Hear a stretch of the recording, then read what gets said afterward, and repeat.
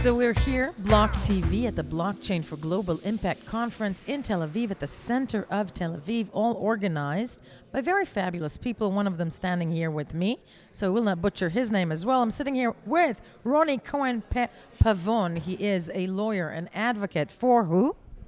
HFN, which is for Herzog Fox and Neumann. And you guys are firmly behind this conference. Tell me a little bit what we're doing here today. So actually we had the travel for the partner about 6 months ago, where I met Janet Pachima, also a partner in my firm, that told me about what she does in connection with impact and impact ventures. I told her, listen, that's amazing. I think the next thing in blockchain and monetary use of blockchain is actually Africa and impact projects. So we decided to join forces and have this conference here.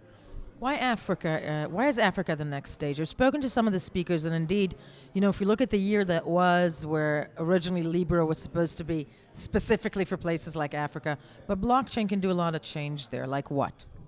I think that Africa, at least from the commercial business perspective, has two main problems. The first one is lack of trust, corruption, and what stands behind the decision-making process there.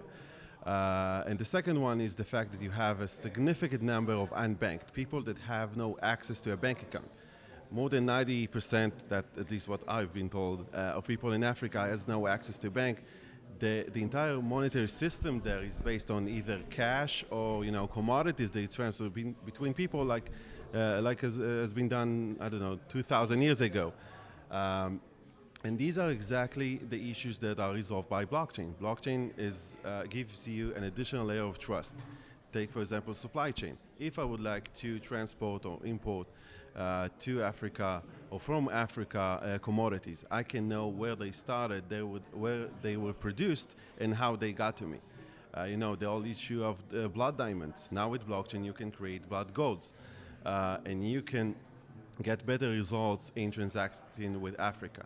Regarding the banking system, with blockchain and cryptocurrencies, you don't really need a bank. I mean, the African guy or woman can have his or her private key and be in its own bank. Not only that, we now see more and more, actually in the Western world, banking solutions. I mean, real financial instruments that are blockchain based.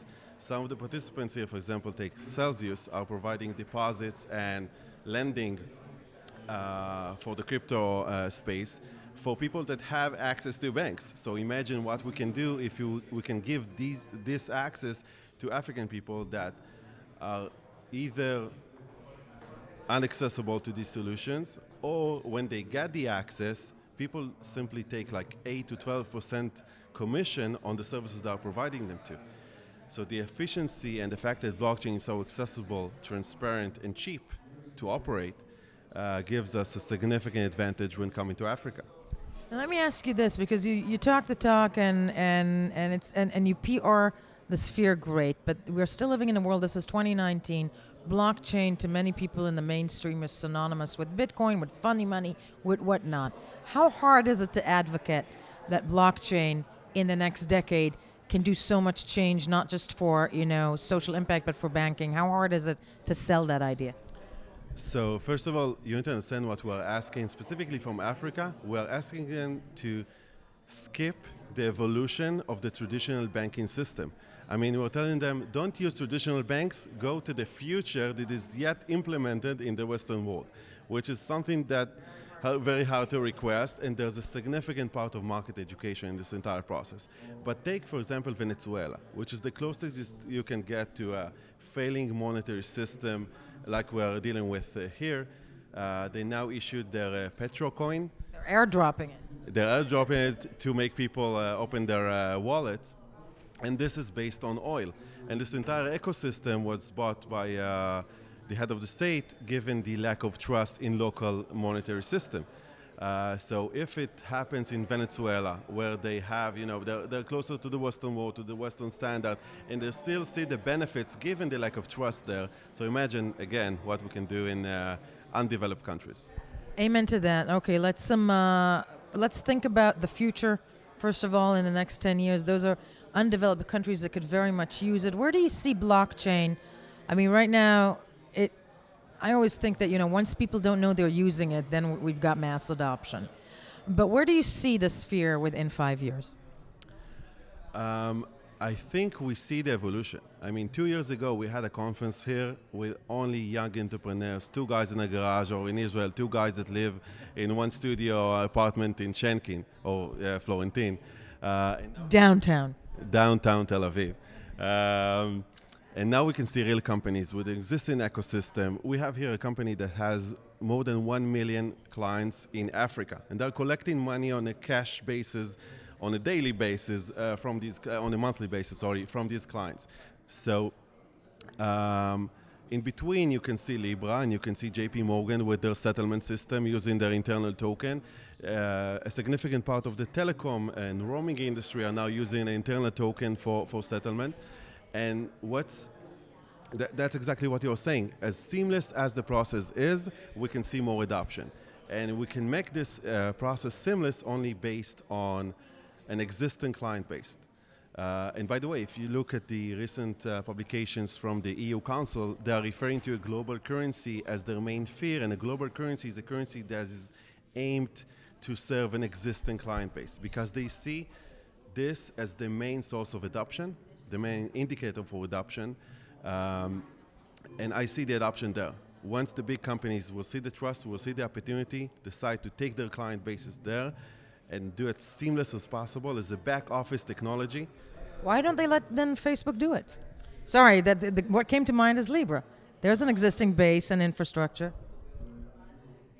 I don't know how to answer that. I don't think anybody does. That's okay. Neither do I. But it's an existing base of clients. Yes. And eventually, regulators are coming to serve let's not be cynical for a second, to serve the public interest. They would like to keep your money safe. The reason that banks were established is that, I could steal the gold from your house or your goat or anything else. So there is a reason for banks, there is a reason now for blockchain, because of the failures we discovered in the market and the services provided by the banking system. It's a matter of finding the advantages in each and every one of them and equal between them. And this is the job of the regulator, and this is what they're trying to do. And I think this market, take the .com for example, it lasted for like 5 to 7 years. What happened there in 7 years is happening here in 6 months. So the regulators are trying to keep tracking. We're in discussions with regulators. I can tell you there are some amazing regulators that really understand the market and the benefits. I went with one of my projects to the FCA for a ruling. They read the white paper. We have like a 5 minutes talk about the project and 45 minutes talk about life. So as more tech guys and industry guys involved in the education of regulators, we can also see more trust with these big companies trying to create these global coins and trying to bring this whole ecosystem to full adoption. And it's a process. Entirely so. I couldn't have said it better when it comes to, let's let all of us have a little bit of patience, but it's moving forward. This has been fabulous. Let me call you Mr. Pavon, as I'm looking at you. Advocate by business. Also, you work a bit with us, with Block TV, for the sake of full disclosure. But thank you so much, and for the important words and the important work done here in this conference, Blockchain for Global Impact. We are Block TV. We'll be right back.